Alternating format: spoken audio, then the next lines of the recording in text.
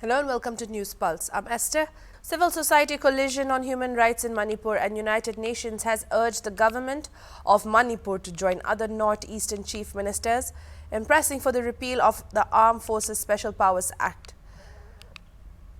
Talking exclusively to Hornbill TV, Executive Director of Human Rights Alert Manipur, Bablu Loithangbam Oting, massacre is not an isolated incident, but it is yet another manifestation of the consistent pattern of atrocities committed by the Indian military deployed under the Armed Forces Special Powers Act in the northeast region for more than half a century. Unfortunately, this is not an exception. It has become the pattern for the last 63 years of Armed Forces Special Powers Act in the Naga areas and the northeast region of this country. We have seen massacres after massacres, but unfortunately, so long as the accountability is not established for these kind of heinous crimes, this crime will continue to happen. We have seen the Malo massacre, which have triggered Irom Sharmila to go for 16 years of hunger strike. All the official commissions and committees that are set up to look into the Armed Forces Special Powers Act have come to one conclusion: this law needs to be repealed. All the treaty bodies, special rapporteurs, UN, Universal Periodic Review proceedings have all come to the same conclusion, that this law is a draconian law that violates the most basic and fundamental human rights that is enshrined universally for all human beings under the Universal Declaration on Human Rights. This law clearly violates Article 21, the right to life of a citizen, which is the core of the core rights.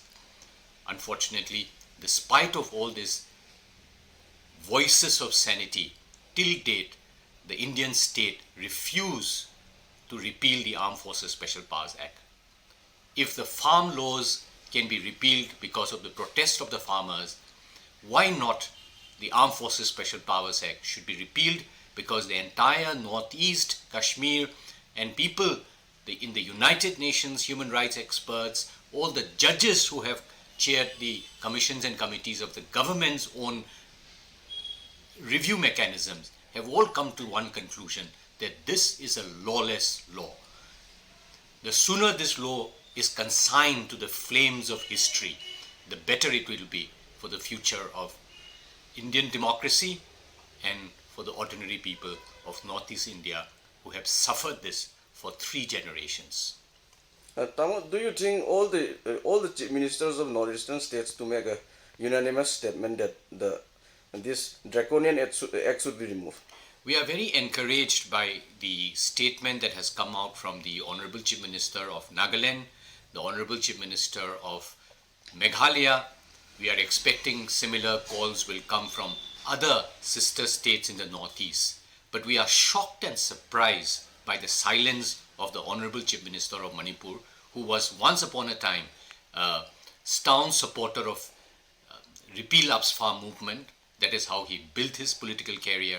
Today he is maintaining a stoic silence, and his silence is very, very loud. We expect that he should now come out, champion the cause of the repeal of UPSFA, and we want the central government to also understand that unless and until this kind of discriminatory treatments are done away with, the people of Northeast will not sit quiet, and the voice of the people of Northeast for their most basic and fundamental human rights will continue to ring loud and clear nationally and internationally.